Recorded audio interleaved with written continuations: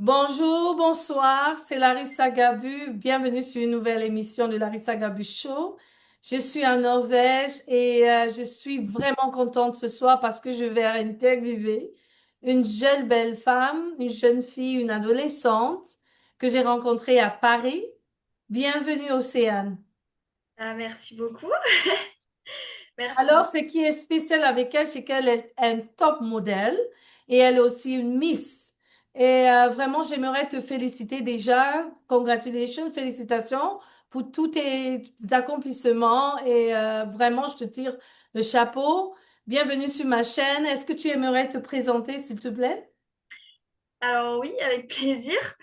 Je me présente du coup, je m'appelle Océane Morel, j'ai 15 ans et je suis mannequin depuis mes 10 ans. Et franchement, c'est un rêve d'enfant que j'adore faire et franchement, je suis vraiment épanouie dans ce monde. Super. Et je me rappelle, on s'est rencontrés à un anniversaire en mars. Et c'était à l'hôtel Fontana, quelque chose comme ça à Paris. Et déjà, je t'ai remarqué avec ton sage, ta banderole de Miss. Et tu étais avec ta maman comme tout le temps, elle vraiment énergétique. Et elle m'a impressionnée parce que voir une maman qui motive sa fille comme ça, c'est vraiment très intéressant. Et j'aimerais te dire, tu es vraiment bénie d'avoir cette femme comme ta mère et elle est bénie de t'avoir. Alors, parle-nous de ce titre que tu as apporté comme Miss. C'est, explique. Alors mon titre, alors déjà de base, j'aurais jamais cru avoir une écharpe de Miss. Je me suis dit, bon, bah, je vais faire des choses comme ça, des petits shootings, des petits défilés par-ci, mais pas au point d'être Miss. Du coup, bah, je suis quand même un peu toujours sous le choc. Mais franchement, enfin, j'évolue, mais d'une manière vraiment incroyable. Et d'ailleurs, je remercie ma maman pour tout ça, parce que ben, franchement, c'est un rêve qui est devenu réalité, en fait. Parce que je me suis toujours dit, et j'ai toujours dit à mes copines à l'école, oui, moi je veux être Miss. Enfin, j'étais passionnée par ça et ben, en fait, je me rends compte que là, je suis Miss, quoi. Enfin, c'est waouh. Oui, félicitations. Et alors, explique-nous comment tout a commencé et quel a été ton cheminement jusqu'ici? Combien d'années? Et quels sont tes exploits? Quel pays est-ce que tu as visité? Sur quelle plateforme tu as été? Je sais que tu étais à Cannes, au Festival de Cannes dernièrement. Donc, partage avec nous tes expériences, et ton cheminement. Alors, bah, ça a commencé bêtement. J'étais partie dans un magasin d'habits avec ma maman, juste pour chercher des vêtements ou des chaussures, je sais plus quoi, pour ma nièce. Et la gérante du magasin, elle a flashé sur moi. Elle a dit, ah, bah, votre fille, elle est belle, est-ce qu'elle pourrait faire des photos pour mon magasin? Donc, bah, on a accepté avec grand plaisir. Et c'est vraiment de là où ça a commencé. Et après, maman, elle a commencé à chercher des castings, à me mettre dans des agences, etc. Et voilà quoi. Après, enfin, ça a commencé parce que je suis aussi comédienne. Donc, bah, au départ, j'avais fait la pub Kinder Joy qui est passée sur toutes les chaînes françaises. Donc là, c'est vraiment à ce moment-là que tout a commencé, que ce soit dans le mannequinat que dans la comédie. Euh, Puis après, j'ai déjà fait plusieurs pays quand même pour faire des défilés et des shootings. Donc j'ai fait l'Égypte. Alors là-bas, j'ai fait un défilé de mode pour une créatrice de Paris. Puis après, j'ai été en Italie, à San Remo. Là, pareil, c'était pour la même créatrice. J'ai fait un défilé, il me semble, j'ai fait aussi des shootings photos là-bas. Et bien souvent, bah, c'est sur Paris que je suis le plus. Parce que ben, c'est vrai qu'en Belgique, on trouve, enfin, c'est très très rare qu'on trouve des choses en rapport avec le mannequinat. Donc, ben, c'est pour ça que je me suis plus lancée ben, sur Paris. Et j'ai également été à Cannes. Donc là, j'ai fait un superbe défilé là-bas. Franchement. J'en fais en mois de juillet au Cap Ferrat. Je suis super contente d'ailleurs, j'ai hâte d'y être. Et donc du coup, voilà, j'ai été aussi à Marseille, enfin, j'ai fait plein d'autres choses et j'espère que ça va continuer parce que j'aimerais bien aussi, alors ça c'est mon rêve de faire un défilé de mode aux États-Unis. Ça, c'est un truc que je voudrais faire. Mais voilà, je débute petit à petit, on va avancer petit à petit, mais c'est vraiment ça qui j'espère, va se réaliser un jour. Et voilà quoi, enfin, à un moment donné, ben, j'avais un petit peu perdu espoir pour le mannequinat parce que je me suis dit, bon, j'avais un petit coup de mou. Je me suis dit, c'est peut-être pas trop fait pour moi et j'avais un petit peu lâché. Parce qu'aussi pendant tout un mois, j'avais beaucoup de choses qui s'accumulaient, donc bah, j'y arrivais pas. Parce qu'en même temps, bah, je suis jeune, je suis adolescente et c'est un peu compliqué de gérer l'école plus les défilés, etc. Donc j'ai un petit peu lâché. Mais après, enfin, il y avait l'aide de ma maman, ma famille à côté qui me soutiennent, mes amis, etc. Donc j'ai réussi à me relever. Super. Et puis voilà, quoi. Enfin, ça a Félicitations. fini. Et moi, je sais, tu pourras aller aux États-Unis et venir à Norvège, en Scandinavie. La Scandinavie, c'est la Norvège, le Danemark, Suède et la Finlande, les pays du Nord. Et je sais qu'aux États-Unis, c'est possible parce que tu fais partie de Beautiful Inside World et nous avons des projets de New York Fashion Week. Euh, pour l'année prochaine et probablement tu auras la possibilité d'en faire partie. J'étais à Seattle, Washington cette année. Il y avait un défilé. J'ai gagné un award.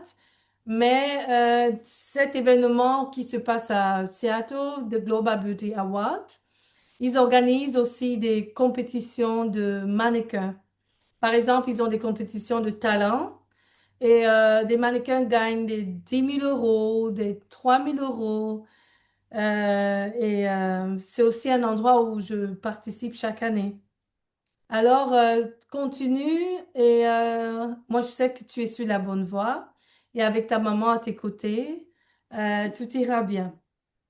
Alors, quels ont été tes défis en tant que jeune adolescente qui va à l'école et tout ça? Comment tu joins tous les études, les voyages et c'est quand même beaucoup de travail, hein?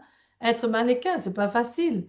J'ai été Miss, mais j'ai essayé le mannequinat, j'ai abandonné, hein? J'ai dit non, c'est pas ma chose.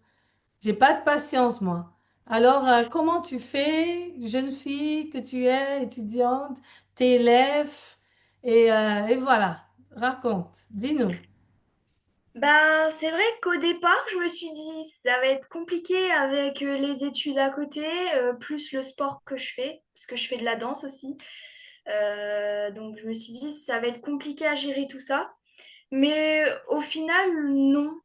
Parce que bah en soi, si on s'organise bien et qu'on planifie bien tout ça, bah, ça tout marche en fait. Donc ça va, il y a pas énormément de pression à se mettre ou quoi. Alors en rapport avec mes études, c'est vrai qu'il y a des moments, il faut que je loupe des jours d'école. Comme par exemple quand je suis partie en Égypte, j'ai dû rater une semaine d'école. Donc voilà, par rapport aux études, il y a des moments, enfin, en fait, il y a des moments, c'est bien parce que ça se fait le week-end. Du coup, en soi, je loue pas l'école, mais après, il y a des moments, je suis quand même obligée. Mais bon, ça, on va chez le médecin, on fait un certificat, et puis voilà, quoi. Ouais. Euh, alors aussi, ce que je me suis toujours dit, c'est qu'il faut pas faire gaffe à ce que les autres pensent parce que pendant une période, je me suis fait harceler à cause de ce que je fais. Donc, enfin, ça a été vraiment la pire période de toute ma vie. J'ai eu énormément de critiques. Enfin, c'était horrible quoi. On m'a même dit que j'étais une actrice porno. Donc, enfin, voilà quoi. On m'a beaucoup critiqué par rapport à ça, mais en soi, je me dis que bah, malgré cette période, je suis toujours là, je suis toujours ici et avec le sourire. Ouais, Et ben, je suis fière de moi d'avoir traversé tout ça. ouais, Donc, en soi, maintenant, je me dis, bah, on s'en fout de ce que les autres y pensent tant que toi, tu aimes ce que tu fais et que tu prends du plaisir à faire ça et ouais. que tes parents sont fiers de toi, ta famille est fière de toi. Moi, je trouve que c'est le principal. Et bah, du coup, voilà, et j'arrive à gérer tout ça, quoi. C'est super. Tu sais, je suis sur un projet d'un film avec le titre de Beautiful Inside World. Et ce qui m'intéresse, c'est les histoires des personnes qui sont, comme on dit en anglais, resilient, qui n'abandonnent pas et qui ont réussi dans ce qu'ils font et qui continuent, mais surtout des personnes qui sont dans la beauté. Donc, qui sait, peut-être tu pourras avoir un rôle dans ce film et tu pourras inspirer des jeunes et surtout parler de ce temps où tu as été bully, harcelé, mais t'as pas abandonné. Parce que il y a plusieurs personnes comme ça dans le monde aussi, que ce soit des mamans, des jeunes filles, des enfants qui vivent ça. Donc, quand on a le succès, les gens ne prennent pas toujours bien notre succès. Mais quand tu as la foi et tu crois ce que tu veux, tu n'abandonnes pas. C'est ça. Même ceux qui se sont moqués de toi reviendront pour être tes amis. Ce sont des épreuves qu'ils testent, ce sont des tests à ta gloire, parce que toute gloire a un prix. Tout ce qui a de la valeur a un prix. On ramasse pas de l'or dans une poubelle. Alors pour que l'or sorte de nous ou que le diamant, on a des épreuves, on a des challenges comme on dit en anglais. Mais je suis très fière que tu n'as pas abandonné parce que j'ai vu en toi aussi quelqu'un qui sera vraiment quelqu'un dans la mode, une femme entrepreneuse qui pourra inspirer beaucoup, plusieurs dans l'avenir. Et alors, qu'est-ce que tu voudrais dire à la jeunesse? Est-ce que tu peux dire quelque chose pour motiver les enfants, les jeunes et les adolescents, les adultes qui aimeraient faire la même chose? Alors, je sais pas trop m'exprimer, mais si je devrais faire passer un message, n'abandonnez pas, ne baissez pas les bras pour des personnes qui vous rabaissent ou qui vous critiquent ou quoi que ce soit. Franchement, il faut se dire que bah, tant que ça nous plaît à nous, c'est le principal et que même si c'est compliqué, on s'en fout de ce que les gens y pensent. Même si, genre, au moment même, ça peut être compliqué et que bah, on peut vite baisser les bras, comme moi j'ai eu. Mais en soi, avec le soutien de nos parents et de nos familles, on y arrive. Et voilà quoi, il faut garder le courage et ne pas baisser les bras et croire en ses rêves aussi. Merci beaucoup, Océane. Ça, c'est bien. Croire à ses rêves et ne pas abandonner. Merci, Océane. C'est la première fois que que tu es sur ma chaîne, mais c'est pas la dernière fois. Et je me réjouis de te revoir probablement en Norvège et à Paris. Et vraiment, mes prières sont avec toi. Tu as mon soutien. Je crois en ce que tu fais et vraiment, je suis fière de toi. Nous allons avoir sûrement d'autres choses à faire comme des conférences virtuelles où tu pourras motiver des jeunes peut-être l'année prochaine, j'ai l'habitude de faire des virtual conferences et j'invite un invité spécial qui va parler avec soit des femmes, des jeunes entrepreneuses.